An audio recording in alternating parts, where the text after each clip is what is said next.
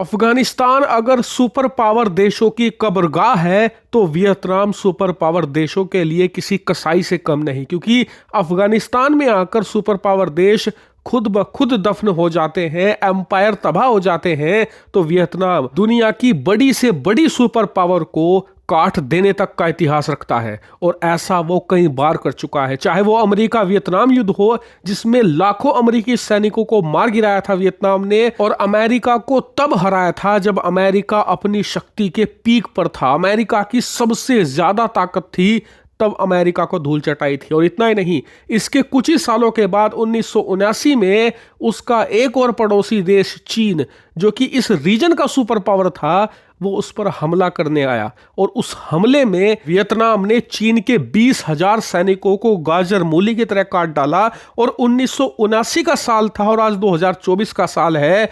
तब से लेकर आज तक चीन किसी भी देश से सीधे युद्ध करने की हिम्मत नहीं रखता। वियतनाम ने इतनी बुरी गति कर दी थी चीन की कि तब से लेकर आज तक ये हिम्मत नहीं जुटा पाए किसी से युद्ध लड़ने की। आपको जानकर हैरानी होगी कि अब 2025 की शुरुआत होने जा रही है, इतने साल बीत चुके हैं, दोनों देशों में कम्युनिस्ट सरकारें भी हैं, लेकिन फिर भी दोनों देश एक दूसरे को फूटी आंख नहीं सुहाते, दोनों देश एक दूसरे को कट्टर दुश्मन मानते हैं। आप पिछले 4-5 साल का रिकॉर्ड ही उठाकर देख लो, दोनों देशों की नौसेनाएं आपस में टकराती हैं, दोनों देशों के कोस्ट गार्ड दक्षिणी चीन सागर को लेकर आपस में लड़ते हैं, दोनों देशों में कई ऐसे द्वीप समूह है जिनको लेकर लड़ाई चल रही है, दोनों उस पर दावा करते हैं। और इतना ही नहीं, भारत और चीन की सेनाओं के बीच में हमेशा टकराव की बात आप सुनते होंगे, लेकिन आप जानकर माथा पकड़ लोगे कि ऐसा ही टकराव चीन वियतनाम की सेना के साथ भी करने की कोशिश करता है। यहां तक कि वियतनाम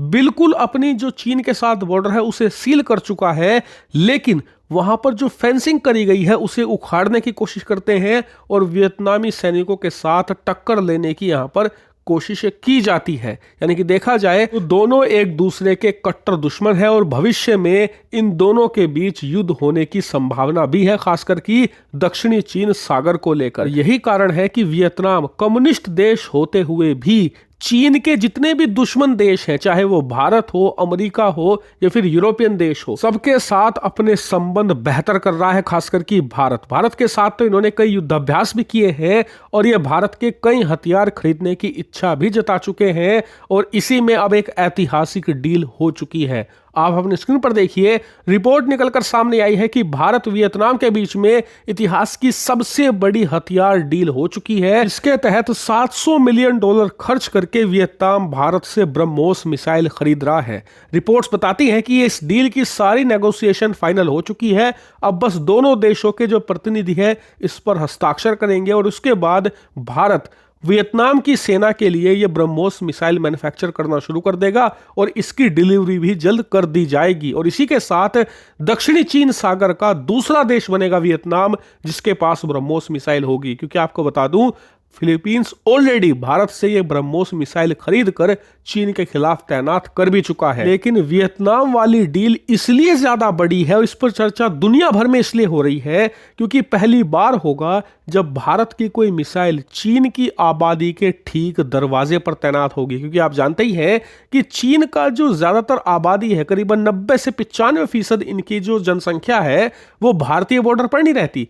भारत के विपरीत जो समुद्री इनका इलाका है, जो ईस्टर्न चाइना है, आप स्क्रीन पर देखिए, यह है चीन का जो पॉपुलेशन डेंसिटी, इनकी देखिए पॉपुलेशन भारत से काफी दूर रहती है वियतनाम वाली साइड।